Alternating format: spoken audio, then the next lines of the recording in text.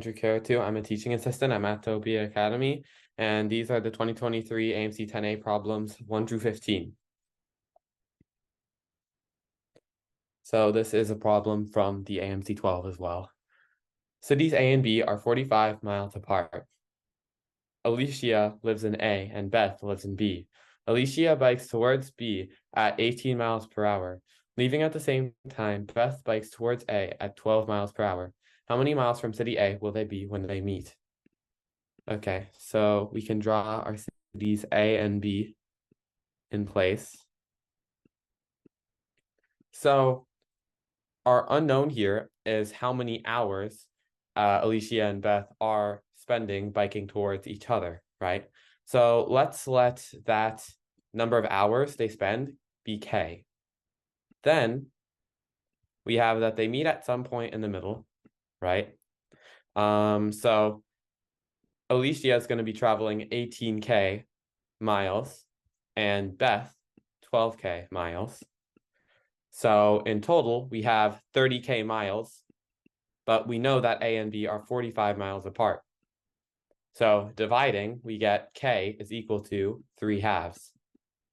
So now we look, what's the problem asking? How many miles from city A will they be when they meet, right? So what it's asking for is 18K. So we just solve for 18K. 18 times K is equal to 18 times 3/2 is equal to 27. That's E.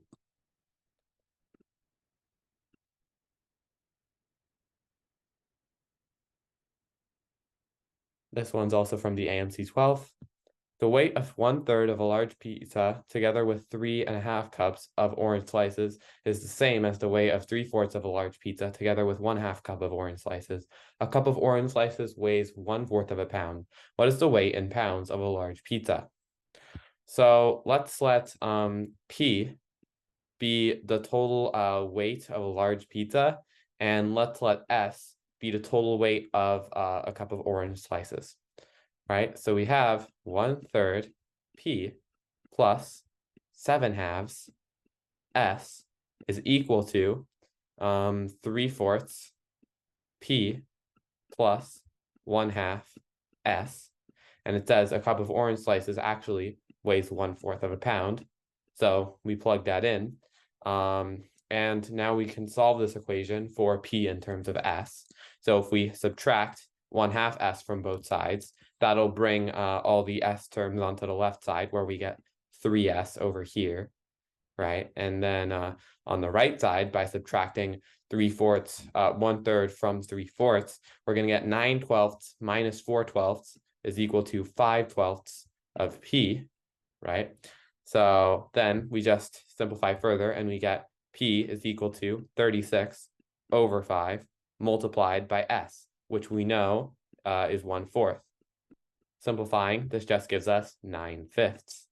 And if you look right here, we have right here 9/5. We have to convert it into mixed number form because our answer choices are in mixed numbers. 9/5, that's just 1 4/5. And we see that that's answer choice A.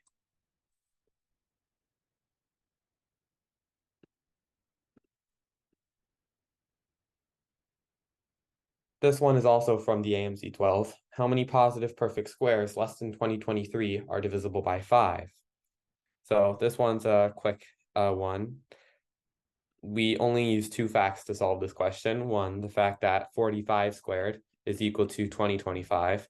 So essentially 45 squared is just a little bit above 2023, so it doesn't count towards the total. And also the fact that for positive integers n squared is only divisible by 5 if 5 divides n, right? So n squared is a multiple of 5 only if n is also a multiple of 5. So 5 dividing n squared implies 5 divides n. And in fact, this is actually a two-way statement. So essentially, one implies the other in positive integers. So all the positive integer perfect squares that are divisible by 5 are 5 squared, 10 squared, 15 squared, all the way up to 40 squared, right? Because 40 squared, that's 1600, that's well below 2023, but then 45 squared, that's 2025, that's a little bit above 2023. So all in all, we have a total of 8 positive perfect squares that are divisible by 5? And the answer is A.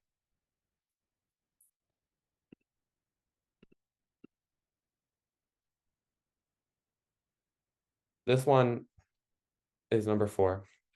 A quadrilateral has all integer side lengths, a perimeter of 26, and one side of length 4. What is the greatest possible length of one side of this quadrilateral? Okay, so let's draw a sample version of this quadrilateral, right? So here's our one side length of length 4, right? In fact, I can make it a bit thicker. There we go. Okay. And we draw the rest of the sides. And essentially, we can label them all with their lengths. 4.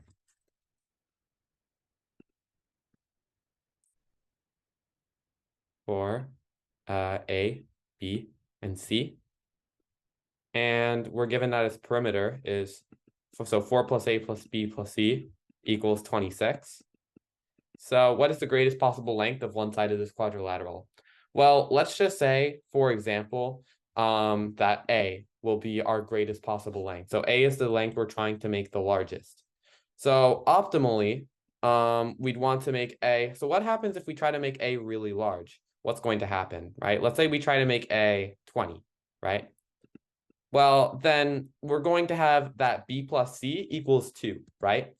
And the problem is we can't, with 2 more side lengths, let's say they're 1 and 1, obviously these 3 side lengths, they can't span the length of this 20 side length, right? Like these 2 endpoints, they're never going to connect, right? So what we see here is that although this isn't a triangle, we're still actually going to use the triangle inequality, right?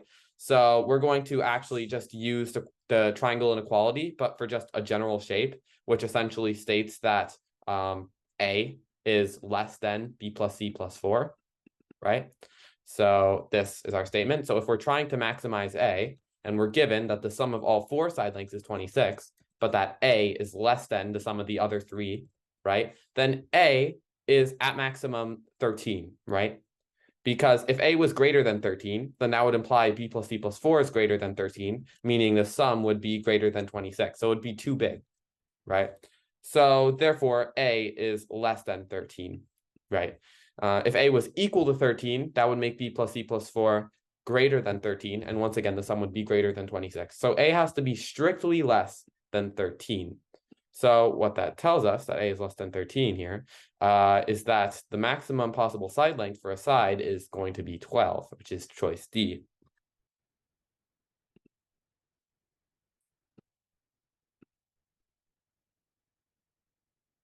This one was also on the AMC 12. How many digits are in the base 10 representation of 8 to the 5 times 5 to the 10 times 15 to the 5?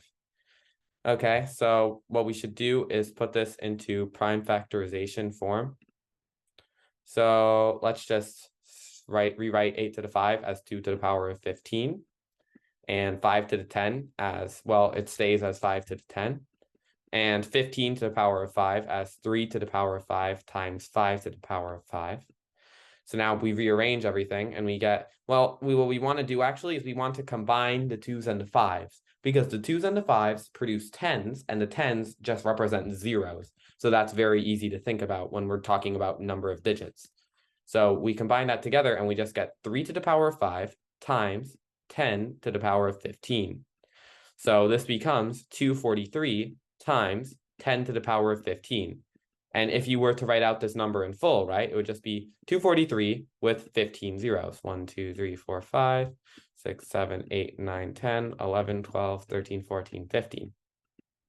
Right, so we have these 15 zeros right here, and we have our 243 that represents 3 to the power of 5. So 3 digits at the front, 15 zeros to follow, gives us a total of 18 digits in this representation, which is choice E.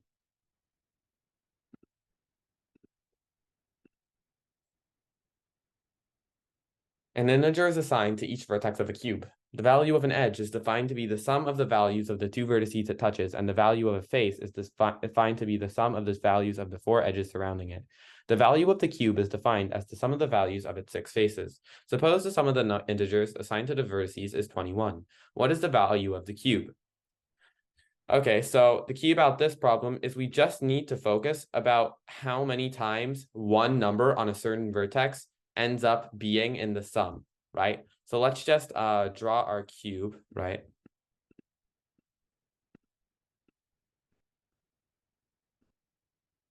And in fact, we're only going to draw these three faces that surround this one vertice, which I'm going to name capital letter A. Right? So now the idea is, what are the values? What does A like appear in? What values does A affect, right? So the value of this edge over here, right? Well, the value of an edge is defined to be the sum of the values of the two vertices it touches. So this edge is going to be the sum of these two vertices, which means that it's going to be A plus some like constant, right? So as we vary A, it's going to differ by by exactly A. It's just going to shift up and down along with A. So we're just going to label this edge with A, right? So almost what we're doing kind of is we're labeling every single other vertice surrounding the A with 0. So we're making all of these numbers 0, right? And we're just focusing on this number A. So the sum of the value of this edge is just going to be A. And the value of each of these three edges is going to be A. Okay, and then the value of these edges is all going to be 0. So what are the values of each of the faces? Well, it's the sum of the values of the four edges. So we get 2A, 2A, and 2A.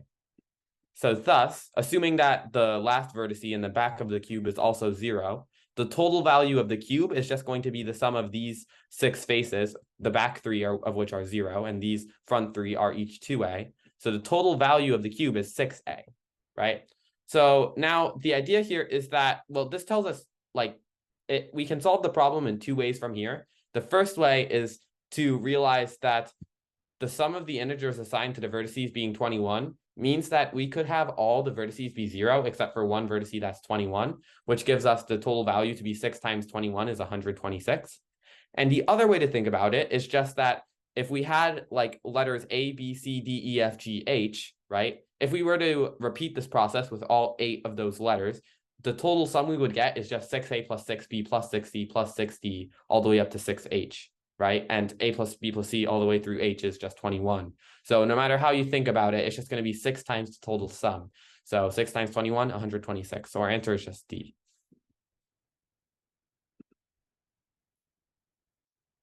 This problem was also on the AMC 12. Jeanette rolls a standard 6-sided die 4 times and keeps a running total of the number she rolls. What is the probability that at some point her running total will equal 3? Okay, so we just have to list out all the different ways that Jeanette can roll a 3, like from a running total or whatever. So first she could just roll a 3. She could just, roll a 3 first try. Or she could roll a 2 and then a 1. Or she could roll a 1 and then a 2. Or she could roll a 1, a 1, and a 1. And now we just take the probabilities of each of these events happening. What is the probability of 3 happening? 1/6. What is the probability of 2 followed by 1? 1 out of 36. What is the probability of 1 followed by 2? 1 out of 36. The probability of 3 ones in a row? 1 out of 216. We sum up these values, right? And our total sum will be 36 plus 6 plus 6 plus 1 over 216. And summing this up just gives us 49 over 216. So that's answer choice B.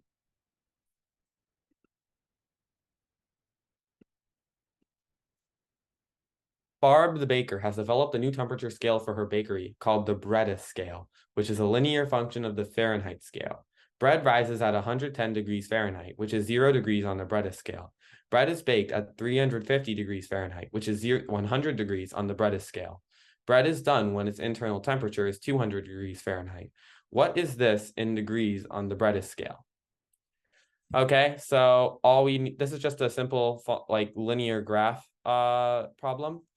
So on our graph, we have this point down here, which is, so we'll just write the Fahrenheit and then the Breadis coordinate 110 comma 0, because 110 degrees in Fahrenheit is 0 degrees on the Breadis scale. And all the way up here, we have that 350 degrees Fahrenheit is 100 degrees on the Breadis scale. So then in the middle here, well, it's right about, let's just say here. we have 200 degrees Fahrenheit, and then X degrees on the Bredis scale. So what we're going to do is we're going to, since what we're given is that these 3 points are collinear, we're just going to do the simple slope equation thing, right? So we look at the slope between these 2 points, and that slope should equal the slope between these 2 points, right? So what is the slope between these 2 points? Well, it's 100 over 350 minus 110, which is 240. And then we look at these 2 points, the slope of these 2 points is X over, and then 200 minus 110 gives us 90. So doing the full proportion simplifying, we get that X is just going to be 9,000 over 240. And if we simplify this, the zeros cancel. We divide out 12 on each side. The top number becomes 75. The bottom number becomes 2. And then that just simplifies 37.5 degrees Bredis. So that's going to give us D.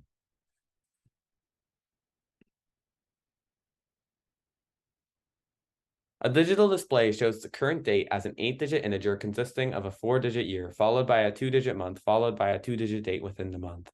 For example, Arbor Day this year is displayed as 2023-04-28. For how many dates in 2023 does each digit appear an even number of times in the 8-digit display for that date? So unfortunately, there isn't really a clean way to solve this problem. Literally, the best way to do it is to just bash, casework based on what month it is.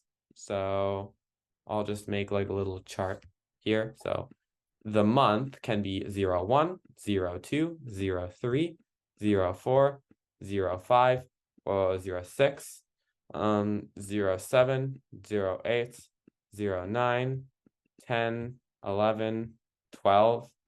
So doing casework here.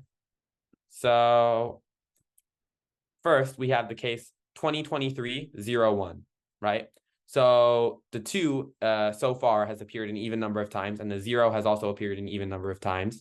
But the 1 and the 3 have appeared an odd number of times, which means that the day number has to have a 1 and a 3 in it. So the day number could either be a 1-3 or a 3-1, right? And January does have a 31st, so that works. Then 02, so if we think about 2023-02, the 0 checks out, but the 2 doesn't and the 3 doesn't, which means that the day has to have a 2 and a 3 in it. And the only way to do that is the 23rd. Obviously, February doesn't have a 32nd. Now we look at 2023-03.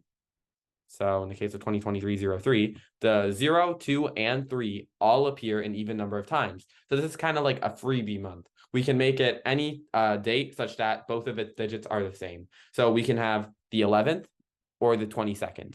However, we can't do the 33rd because March doesn't have a 33rd. Next up, we look at April. And so we see 04, so the only digits left over are 3 and 4. But the problem is there's no 34th and there's no 43rd. And so there are no solutions when it's April. And this actually continues on for quite some time. For example, looking at May, 0 appears an even number of times, and so does 2. So 3 and 5 are the odd digits. So 3 and 5 have to appear, but there's no 35th and there's no 53rd. So also no solutions. There's no 36th, there's no 63rd. There's no 37th, there's no 73rd, there's no 38th, there's no 83rd, there's no 39th, there's no 93rd. And finally, we end up back at 10. And the 10 case is very similar to the 01 case, where the 2 solutions are 13 and 31, because 3 and 1 appear an odd number of times so far. And actually, coincidentally, once again, October is a month that has a 31st. Then we go on to the November. So we see 1 appears an even number of times and 2 does, but 0 and 3 don't, which means that 0, 3, and 3, 0 are possibilities.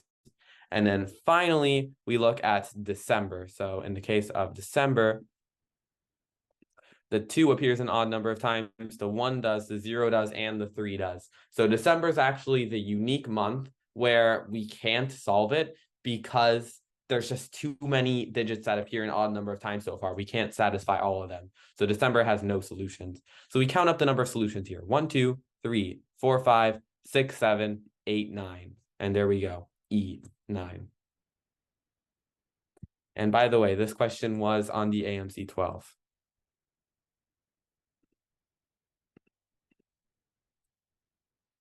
This question was also on the AMC 12. Maureen is keeping track of the mean of her quiz scores this semester. If Maureen scores an 11 on the next quiz, her mean will increase by 1. If she scores an 11 on each of the next 3 quizzes, her mean will increase by 2. What is the mean of her quiz scores currently? Okay, so what we need to do is we need to insert our own variables into this problem because we aren't given any. So let's think about what variables would be the most helpful. Well, obviously, let's write M to represent her mean so far, right? Well, basically, M is going to be the answer to our problem.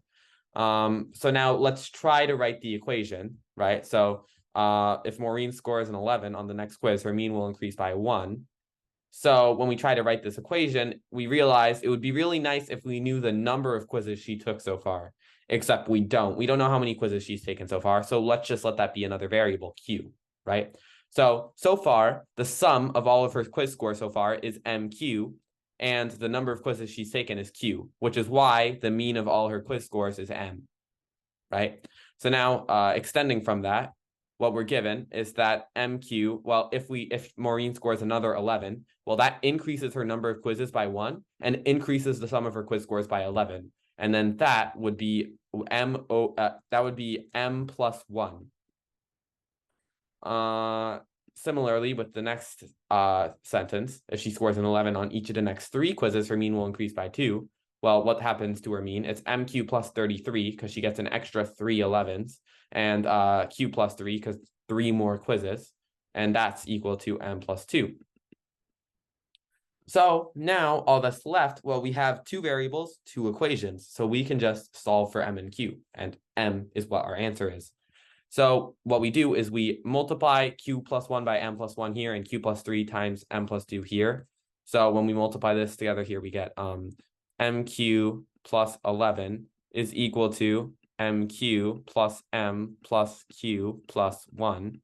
And that just simplifies to 11 equals M plus Q plus 1, or actually it just simplifies to M plus Q equals 10. And over here, we get that MQ plus 33, so the equal sign over here, is equal to MQ plus 3M plus 2Q plus 6, which simplifies to 27 is equal to 3M plus 2Q. So these are like pretty much the best case scenario for equations that we would want to solve the problem as quickly as possible, because we don't even need to solve for Q. We can just solve for M straight away. By multiplying this equation by 2, we get 20 is equal to 2M plus 2Q. And now clearly, by subtracting this equation from the second, we just get M is equal to 7. And that's our answer, D.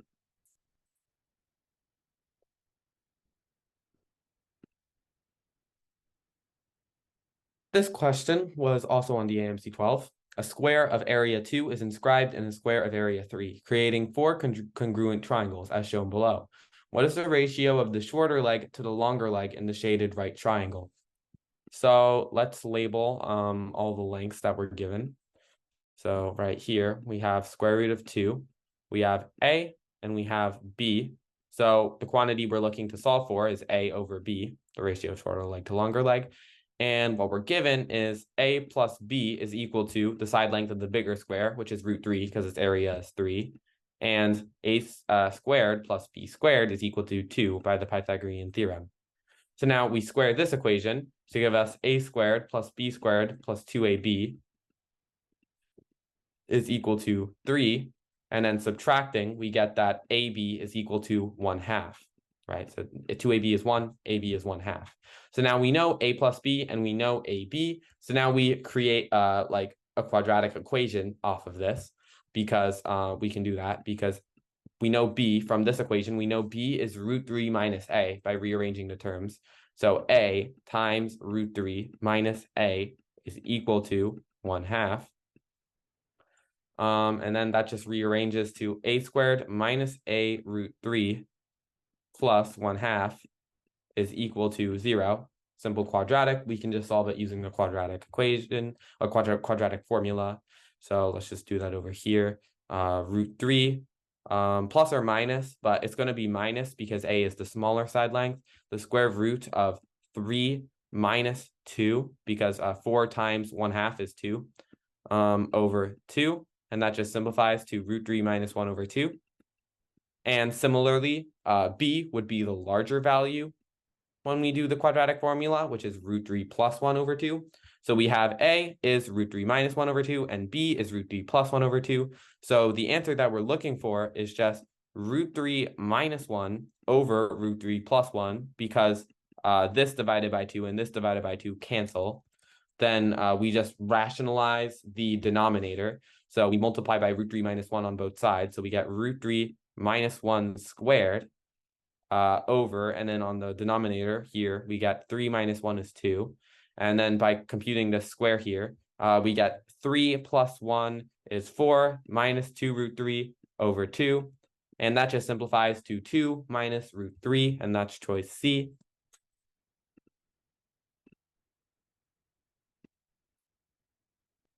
How many 3-digit positive integers n satisfy the following properties?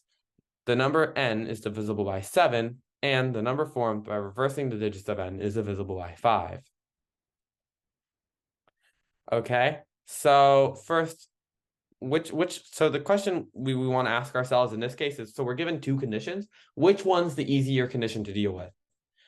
It's the second one by a mile, because it tells us divisible by 5, and we know divisible by 5 means last digit is 0 or 5. And in fact, we can narrow down the possibilities even further, as we're about to see. So let the number n be a, b, c. Then reversing it gives us c, b, a, right? And a is 0 or 5, because the n reversed has to be divisible by 5. But notice that it can't be 0, because a is the leading digit of the original 3-digit number. So we know for a fact that a has to be 5. So we can get rid of all this. We just straight up use the fact that a equals 5. We don't need to assume anymore. So a is 5. So it's 5bc. Okay, so now through a bit of trial and error, we want to determine the smallest number bigger than 500 that's divisible by 7. So if you, the easiest way to do this is to just divide 7 into 500. We got here 7, 49, 10, 1, 7, 3. So we get a remainder of 3. So we need to add 5 more to 500 to make it a multiple of 7. So that gives us the number 504. And now we just keep on adding 7 to it until we run out of numbers that still start with a 5. So 504, 511, 518, 525, 532, 539, 546, 553, 560, 567, 574, 581, 588, and 595. So we see here 1, 2, 3, 4, 5, 6, 7, 8, 9, 10, 11, 12, 13, 14. So in total, we have a total of 14 numbers here. And a confusing thing about this problem that the MAA never chose to clarify here is that 560 counts, even though reversing it gives you 065, which is a number that's divisible by 5, but this leading digit 0 here is a bit weird to just go without clarification, but apparently it does count, and the answer is 14, not 13.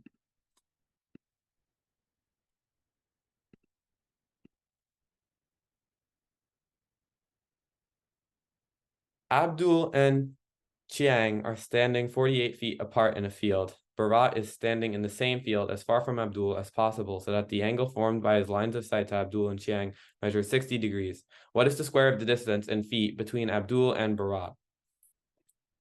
Okay, so this is the number one thing that you need to know in order to solve this problem is that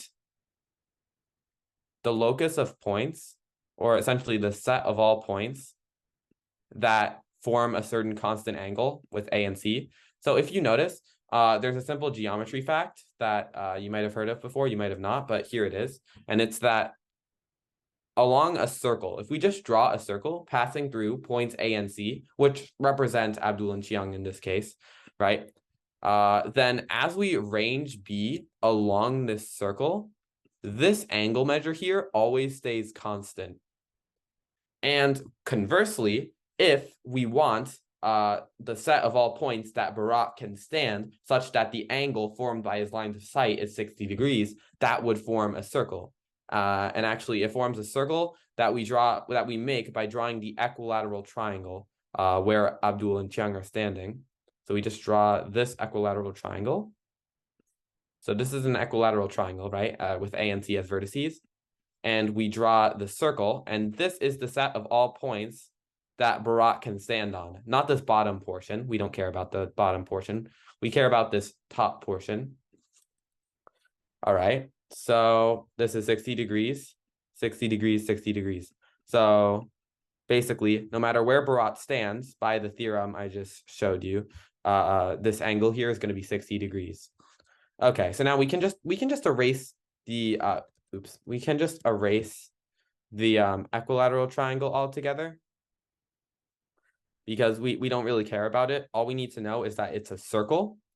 So the question is, what is the place that Barak can stand that's the furthest from Abdul, right? So he's standing as far from in the same field as far from Abdul as possible, right? So if you think about it, if we look in the perspective of Abdul, if it's a giant circle here, right? And if we draw the center of the circle, let's let this be O, then no matter where Barak stands, right? This is R, this is R.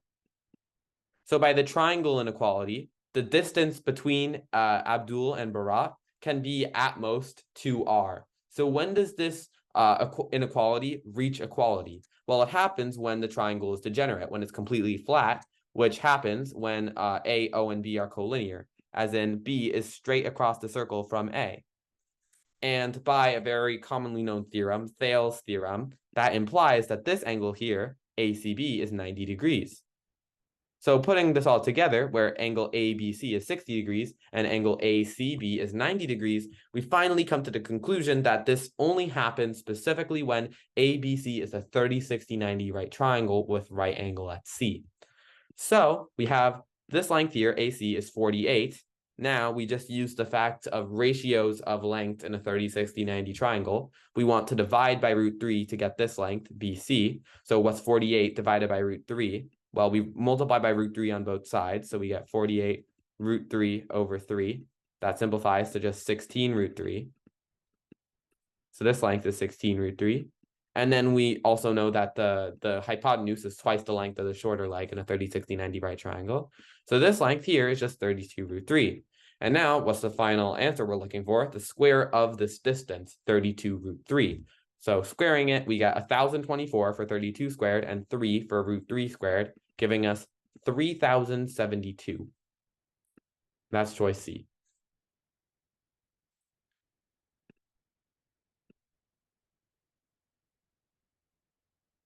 A number is chosen at random from among the first 100 positive integers, and a positive integer divisor of that number is then chosen at random. What is the probability that the chosen divisor is divisible by 11? Okay, so let's think about what numbers we could possibly get among the first 100 positive integers that would actually have a divisor that's divisible by 11. Well, that's just all the multiples of 11, right? 11, 22, 33, 44, 55, 66, 77, 88, and 99. So now we just make a table. Let's make a table of what the divisors of these numbers are and circle the ones that are multiples of 11. So for 11, we get 1 and 11. For 22, we get 1, 2, 11, and 22. 1, 3, 11, 33. 1, 2, 4, 11, 22, 44. 1, 5, 11, 55. 1, 2, 3, 6, 11, 22, 33, 66. Oh wait, not that, this much. 1, 7, 11, 77. 1, 2, 4, 8, 11, 22, 44, 88. 1, 3, 9, 11, 33, 99. So if you notice, no matter which one of these 9 multiples of 11 we choose, there's always exactly half of the divisors that are multiples of 11. And the reason for this is not a coincidence at all. This has to do with the prime factorization, mainly the fact that in each of these 9 numbers, the prime factorization has an 11 to the 1 term, specifically a single 11. But we don't need to worry about that right now. That is a bit more complex than what you need for AMC 10 first 15 problems. So we'll just not bother explaining it here. And we just see from the casework we get that there's always a 1/2 chance, which means that our total answer is the probability of choosing one of these 9 numbers, which is 9 over 100, and then the probability of choosing whatever positive integer divisor of that number we choose, and we get a number divisible by 11. That's a 1 in 2 chance, no matter what. So that just simplifies to 9 over 200, and that's choice B.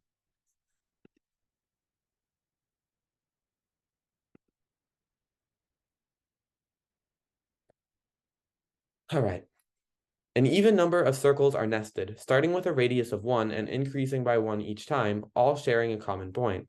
The region between every other circle is shaded, starting with the region inside the circle of radius 2, but outside the circle of radius 1. An example showing 8 circles is displayed below. What is the least number of circles needed to make the total shaded area at least 2023 pi? Okay, so just to demonstrate, what we're going to do is we're going to take this geometry problem and turn it into an algebra problem. That's basically, we're just going to show that it's like a sum of alternating squares problem. So to do that, what we're going to do is we're going to just use this example. Using this example, we're going to find the area of the shaded regions in this circle. So we're just going to do that right now, and you'll see what I'm talking about.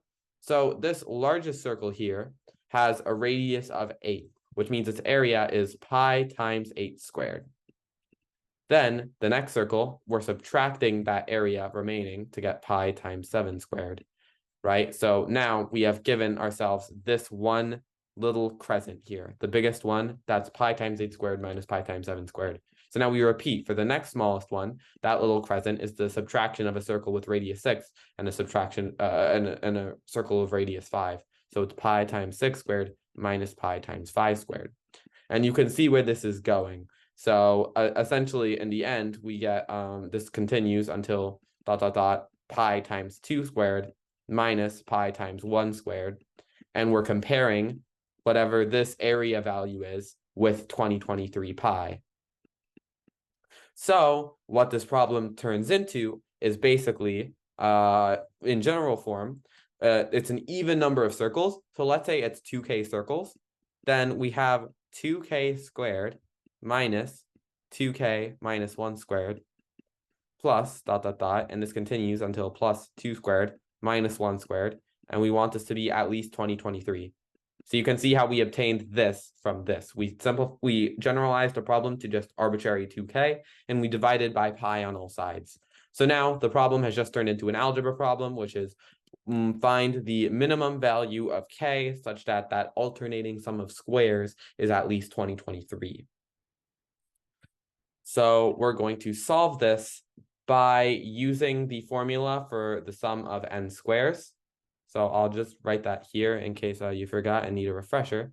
Sum of the squares up to n is equal to n times n plus 1 times 2n plus 1 over 6. All right, so now using that, we're going to find this alternating sum of squares. So it's a bit more complicated than just plugging it into the formula a single time because, well, this is not a sum of squares. It's half of them are being added, half of them are being subtracted. So we need to focus on each of the 2 separate quantities. The first one being the sum of all the squares up to 2k squared.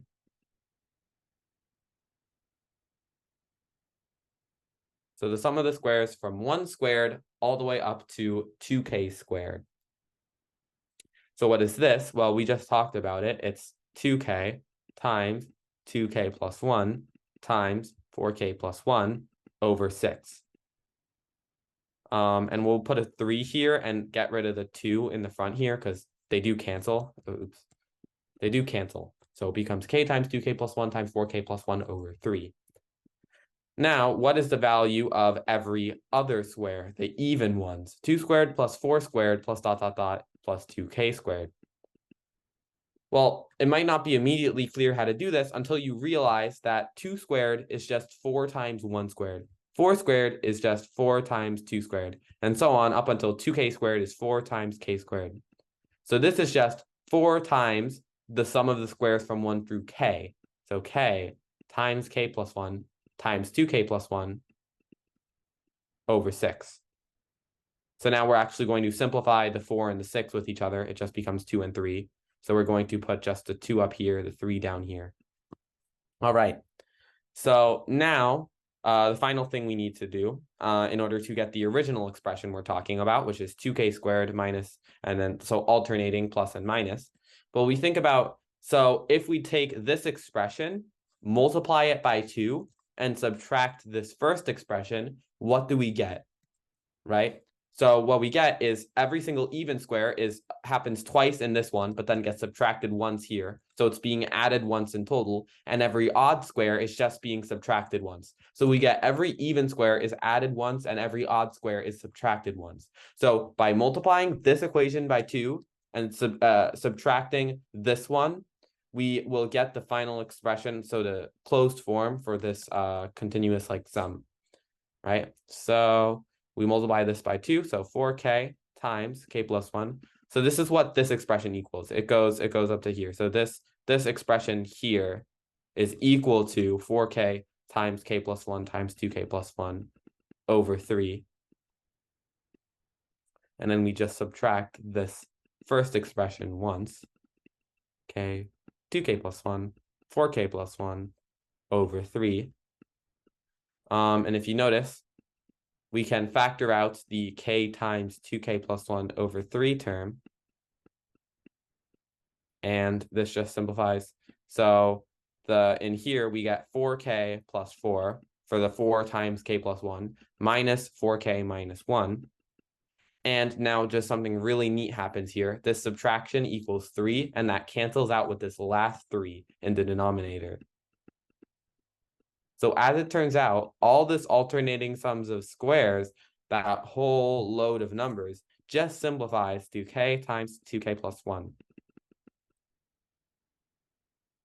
So now all that's left is to basically guess and check numbers k until we hit a number that's 2023, well, just above 2023, right? So the way that I did the guess and check, you might do it differently. You might just start with 10, 20, 30, 40, and then like decrease once you hit 40 because 40 is high enough. But my thinking here is just, well, this number asymptotically is about 2k squared. So, and this number is about 2000. So what we want is 2k squared is about 2000. So k squared is about 1000. And when I think of k squared is about 1000, I think of 32. Because 32 gives me 1024. And sure enough, if we plug in 32 into this expression here, we get, well, 32 times 65, it is greater than 2023. So we're like, okay, that's great. Let's try k equals 31. And when we plug in k equals 31, we get 31 times 63. And as it turns out, that number is a little bit less than 2023. So 32 is the minimum number for which it happens. So we go back to the first page and we see, oh no, there's no 32 answer. Well, don't worry, we didn't make any mistake. It's just that we started by using 2k for the number instead of k. So k is 32 is the lowest number that works, which means 2k equals 64 is our answer. And that's E.